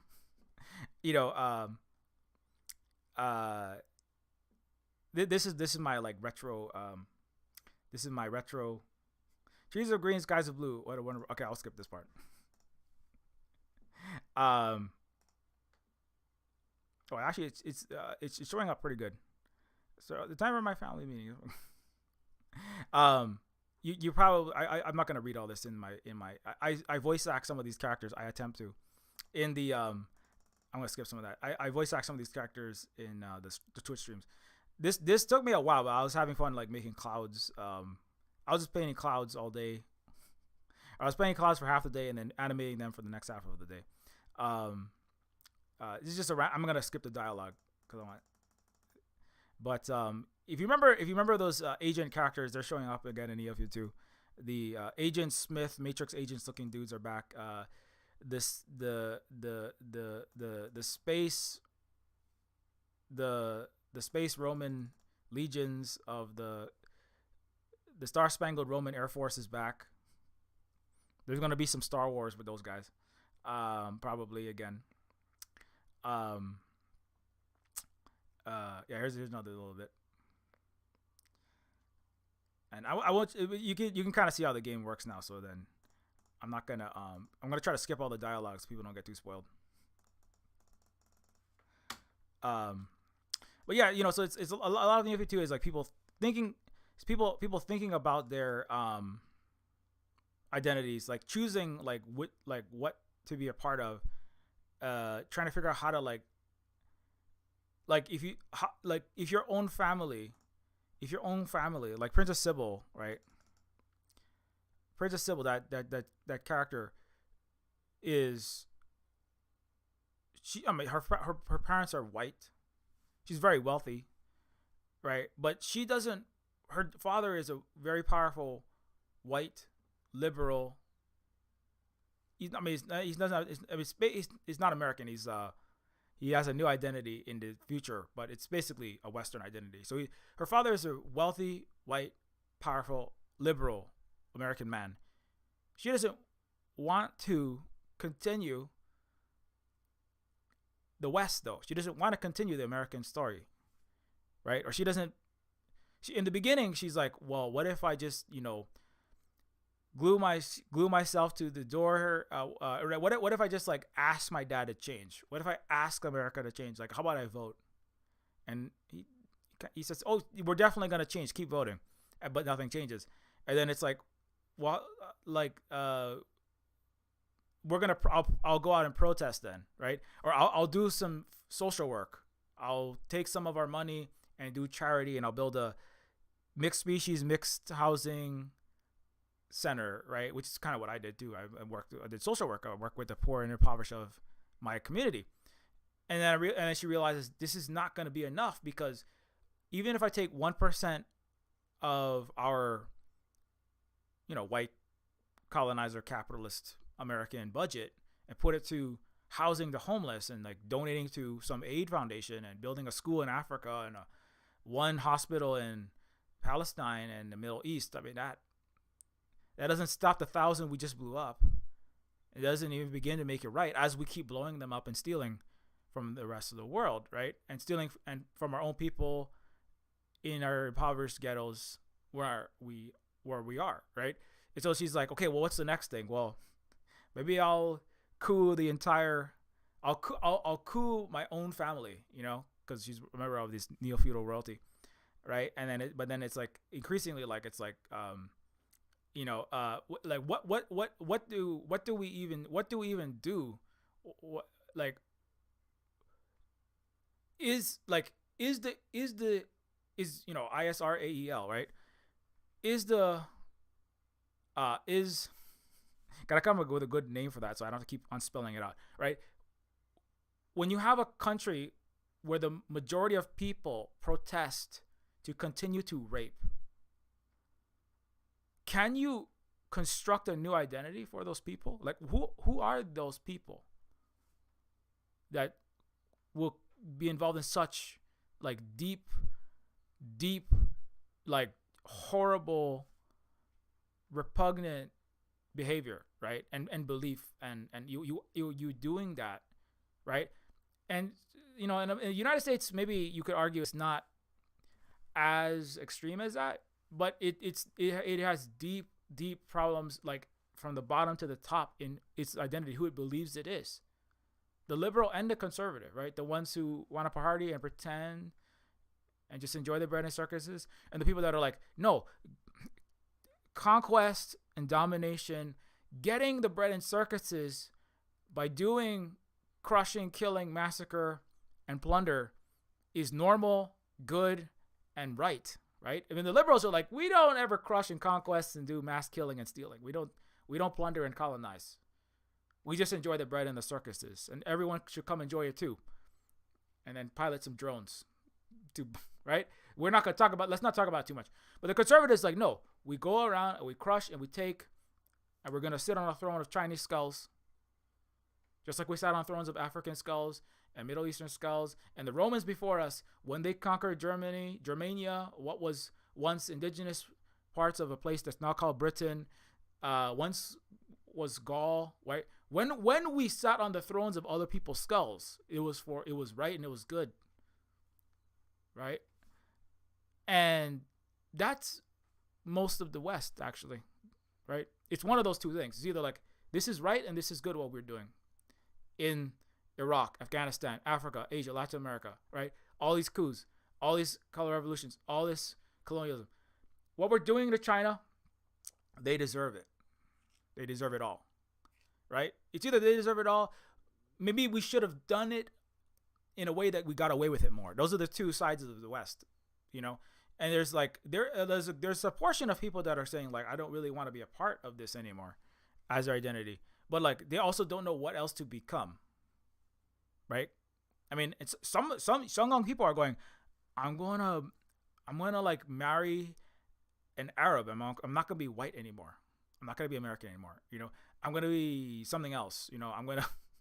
Sometimes it's culture appropriate. I'm just gonna be an indigenous person, like, which is like, you can't personally become indigenous, but I mean, you could be enter into Black and indigenous people of colors, communities, and like help them in their own liberation, obviously, and then your children and children's children can become a part of that. But right, and that's, some people are choosing to do that. Let me turn off this. And so like that's so part of the dissolution and is people as the West, the American, the European, the Canadian, and obviously the ISRAEL, as they fragment, many are leaving and they're going to keep leaving. And maybe the last most maniacal will be there and then they'll just be killed in a losing war. I mean, this has happened to this in World War II. Similar things happen. Now the difference is in World War II, they left the U.S. put many of the most heinous people in Nazi Germany back in charge of things, but there is not going to be a U.S. to do that. This is different. Like what's happening now is different. It's a big shift. I mean, after World War II, there's huge numbers of very, very terrible, horrible people that thought horrible, disgusting things, right? But they were allowed to linger, right? They're applauded in Canada. They were brought before Congress, right? These people, they work in Congress. They're brought into NASA. They were brought into the EU. They're brought into the highest heights of science and politics and banking and government, right? The fascists and the colonials of Europe and the United States, right? part of the Olympics and watching all this gross racism, right?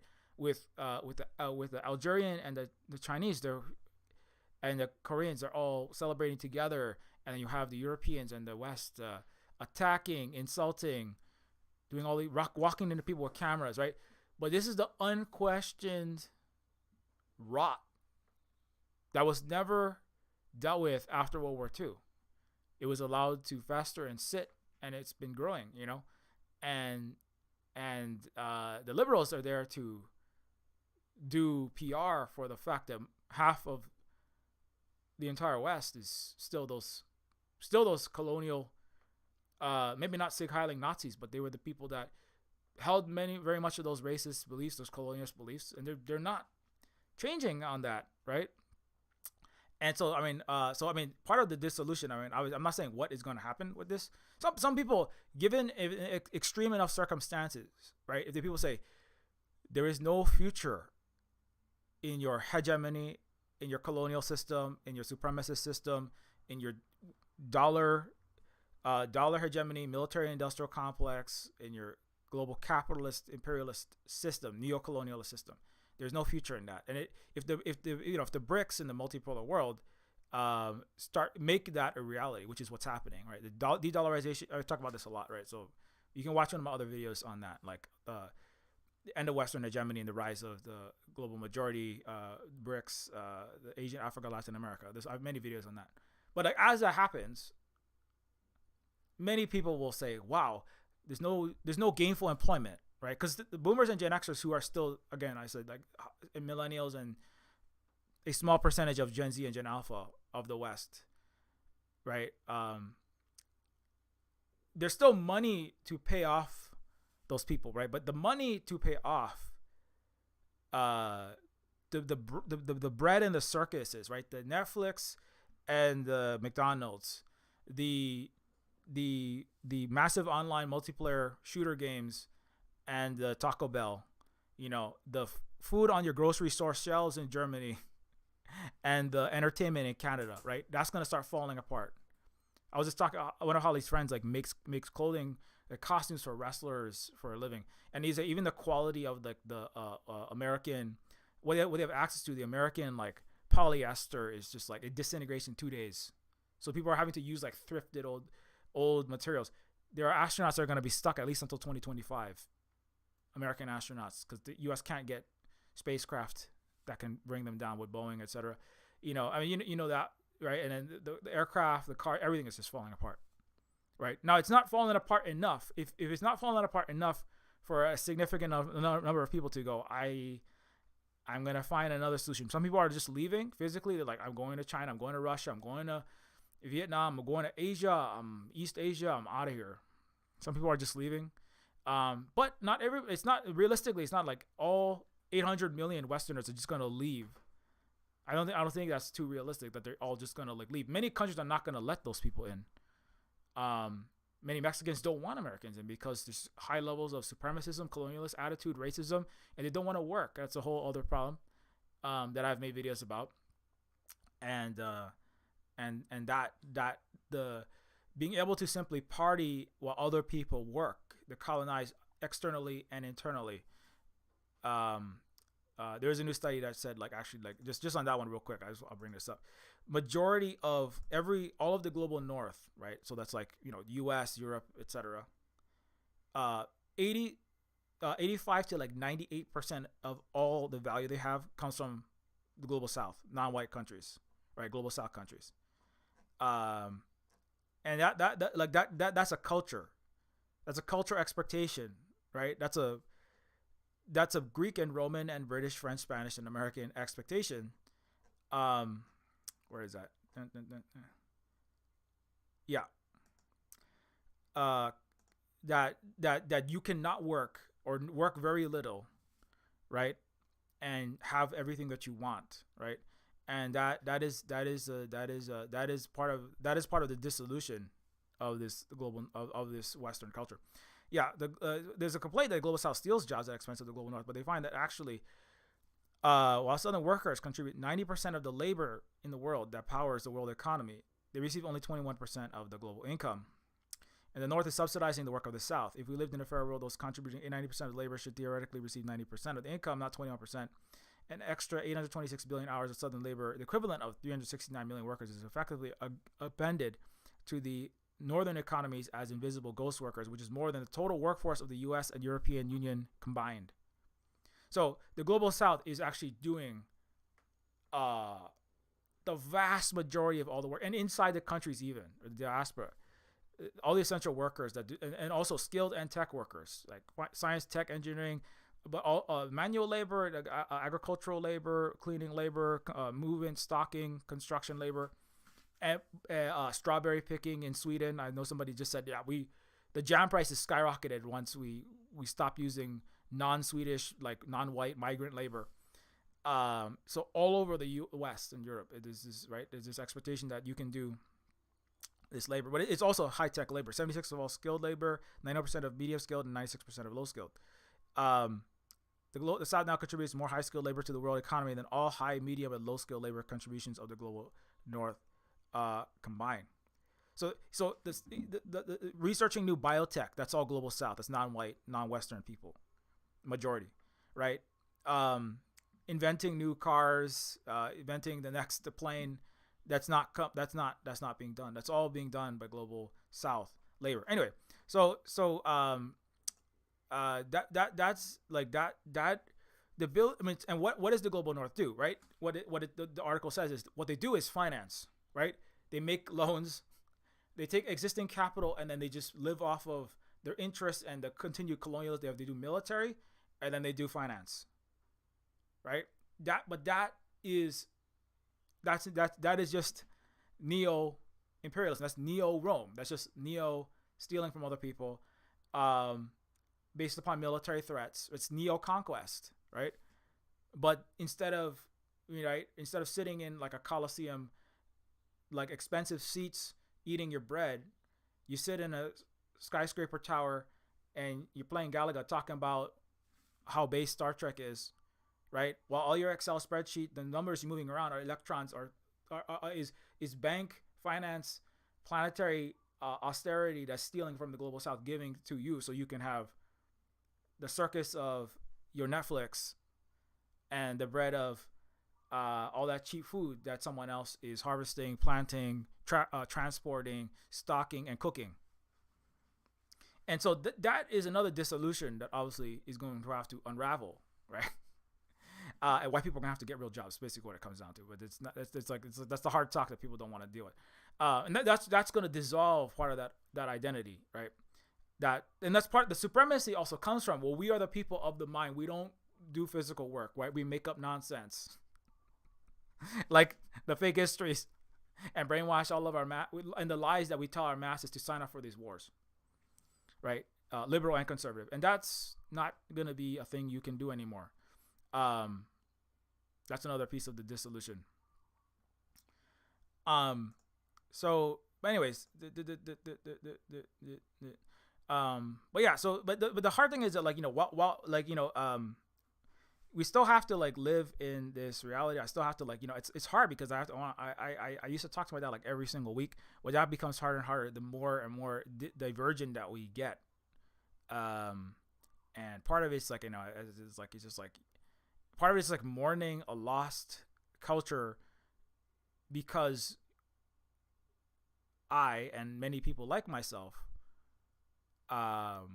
especially non-white, but also white, people who are going, there's something deeply wrong with this. All versions of this imperial story, this Western story, this American story. And I know we have to change this because our children, we have to do something. And knowing so much of the truth behind the lies that we're told, it just makes it frustrating all the time to read articles put out by to read articles, to read books, and a lot of times even to watch movies and TV shows. It's hard to consume stuff, right?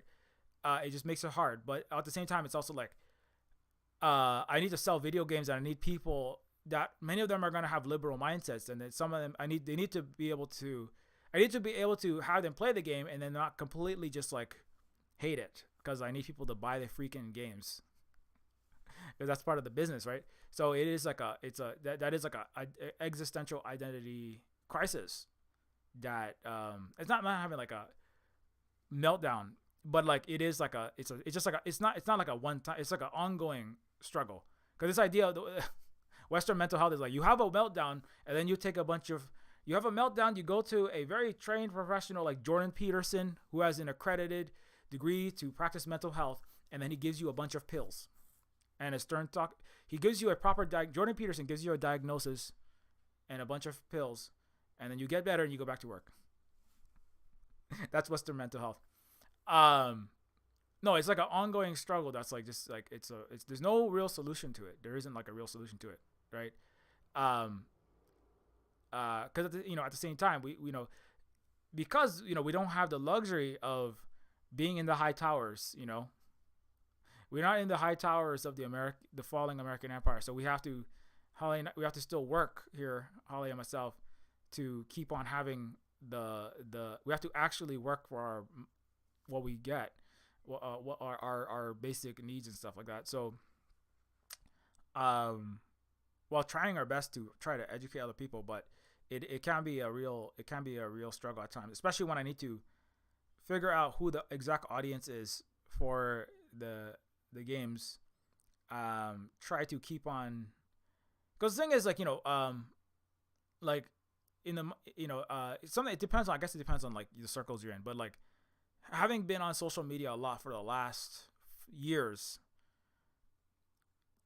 the pandemic is part of that, because that's been making it harder to just for many people, obviously dealing with new disconnections, right?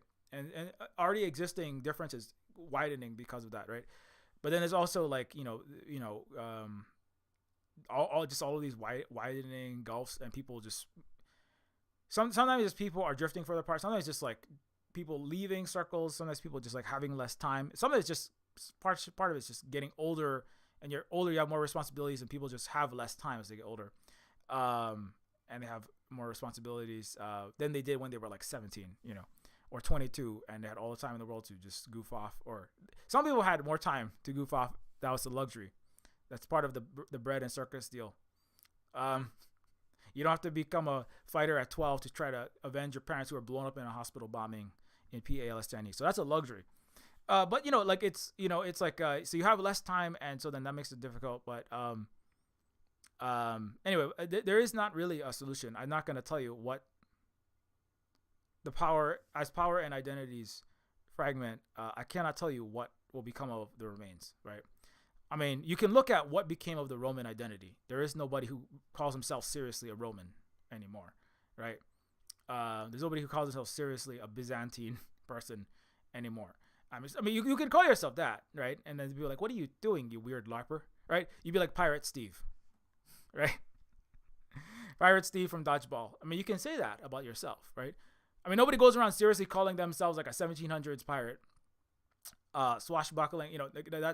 That's not a thing. I mean, you could dress up, as part of the entertainment and the circus, but that's not a thing. And so, how do these things go away? What do these things evolve into? Like the thing is, like, if the United States showed like, wow, it's actually respecting the rights of ethnic minorities. It's exploitative, plutocratic, capitalist, imperialist system are being righted, and they're totally changing now. The inequalities, economic inequalities, the horrible genocide, these colonial atrocities around the world are they're like, even if they're like showing remission, like they're like, what the U.S. is like concretely really changing. The American political, social, economic hard reality is actually changing, right? Then it would be less of a deal. It'd be like, well, I mean, like I said, like it would be less bad of a thing to be self-identifying as American, right? If I don't know, ISRAL is something else though, right? Obviously, it's like that whole thing was illegitimate from the start. The U.S. also was illegitimate ultimately from the start. But it's kind of like, if ISREL, right, in West Asia was like, okay, we're gonna have equality for Muslims, people of Gaza, Muslims, Christians, Jewish people. We'll all be equal. We'll all be equal. Nobody will be limited from movement. No, everyone have the same rights and the same rights, same responsibilities, same treatment, same freedom. Right? There would not be the level of, right. The people would be less concerned with all the things. Right? They're like, we're gonna like seriously right the wrongs, and what exactly they call the lines around, right? It's not gonna matter as much. But we're not seeing that. We're not like, and ISREL is a kind of microcosm for the U.S. and the collective West. We're not seeing it like righting its wrongs. We're seeing it further accelerate its wrongs and further dissolve. Right? ISREL and the U.S. and the West, right? They're not getting less. They're like, let's go to the Olympics and accuse Africans and Asians of even more bad. Let's be even more ridiculous, right? And that's not good. That's not a good sign for that, So I can't really say where this is going to go.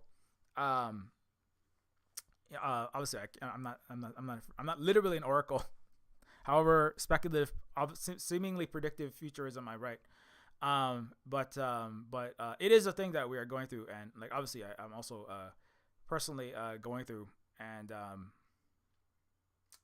obviously identity as a streamer, but it's kind of like at the same time, it's, at one time it's kind of like, man, I don't really know exactly what I need to talk about right now, because like partially it's like, it's I do stream a lot, so I don't have to do that level of, I do like four streams a week. Part of it, I'm just gonna be like, I'm just gonna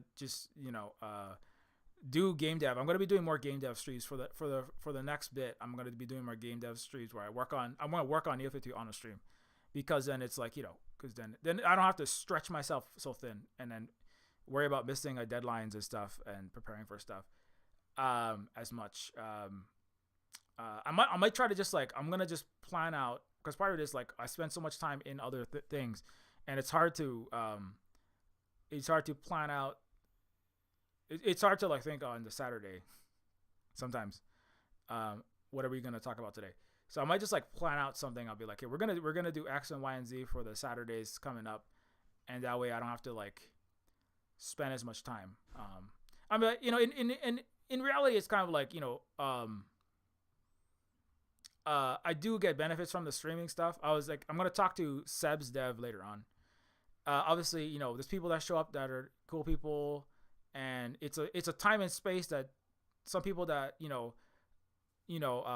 and Holly and other people do want to at least have some interaction with. It is a time and space that people do get to have that. Sometimes when streams end in a weird way, lots of people are like, oh man, why do I feel so sad now? It's like, oh well, that stream I used to hang out, and I've done this in other people's stream.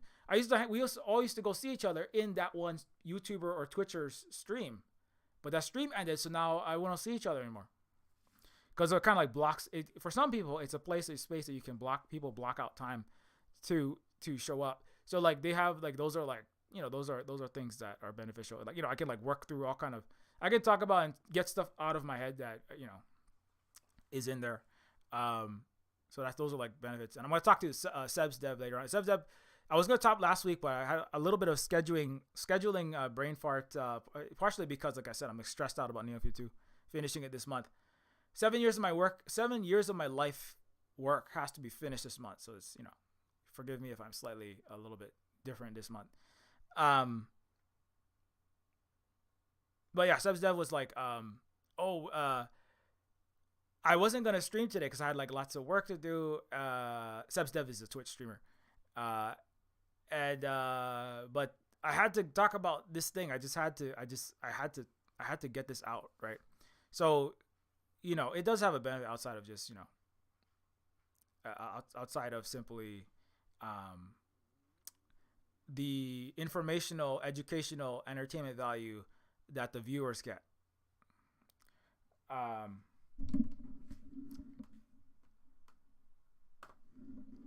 Anyways, okay, I gotta cut it off though because I gotta go eat, and I do have a thing I gotta do later on. So, if you appreciate this stream, don't forget Neofeud 2 is coming out soon. You can support us directly through ko-fi.com/silverspook. You can also support us through patreon.com/Neofeud. And when you become a Patreon supporter, you get access to the Silver Spook Discord, behind the scenes of what we're working on at the Neofeud. When it comes to the games like Neofeud 2, some animations that I'm working on. So like obviously, I'm animating, I'm painting backgrounds. I'm like a lot of this week, a lot of this last bit has just been like nailing down all the backgrounds, nailing down all these animations. Like this is like to make this character do the swimming animation. It's a lot of Photoshop painting and then making and remaking frames, and so all of this is you can get access to all of this on updates, as well as the Silver Spook Discord and Silver Spook University. Silver Spook University is over 1,000 hours of content that I've put out there, categorized by topics. School starting, if you want to get some. Do you not want to go to a university that supports atrocities in the Middle East? Is it hard for you to afford super expensive university? Silver Spook University is right for you. No, support affordable things. It's low cost. Every dollar that you pay for Silver Spook University supports decolonization and liberation from imperialism in Hawaii, and also helps Silver Spook, myself, and Silver Spook Cooperative keep making games and education. Every dollar goes right back to the educators, right? As opposed to the global South, majority global South, now white, actual teachers and undergrad and permatemp professors who actually do the work of universities. And they don't get paid very much. And most of the money goes straight to upper rich people and horrible entities. But every dollar you spend on Silver Spook University goes right back to the teacher and teachers. And yeah, so I also consider become Patreon for that. Of course, don't forget you can get Neofeud on Steam, and if you have a second, leave even a very short review. If you like Neofeud, you can leave. If you leave even a very short review, it helps us to get the game discovered in the algorithm. Thanks a lot to Atropos for leaving a review. Neofeud is a very creative vision of the future, focusing on the details that often get overlooked by other cyberpunk media.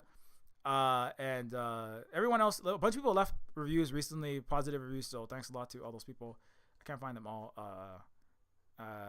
Kilt Rush and everyone else, because without those reviews, it makes it harder for people to discover the game when they're browsing on a Steam.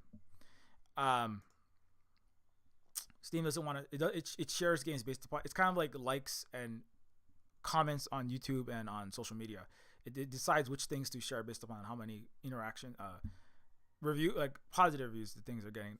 And of course, you can get Neofeud on itch.io for Windows and for Mac and for Linux. It is on sale there. And of course, Neofeud is also a Windows, Mac, and Linux, and you can get it DRM free when you get Neofeud on itch.io. It will run on any computer as long as it runs there. It won't stop running, because some companies control and stop games from running. And Neofeud is standalone game that you can have wherever you have it. You actually, once you get Neofeud, you actually own it. I can't take it back from you, unlike some other big AAA corporate games. You can also get Indigistar, Decolonators, and several other games on itch.io for Windows and Mac and Linux. Holly wrote a book called "Woman,"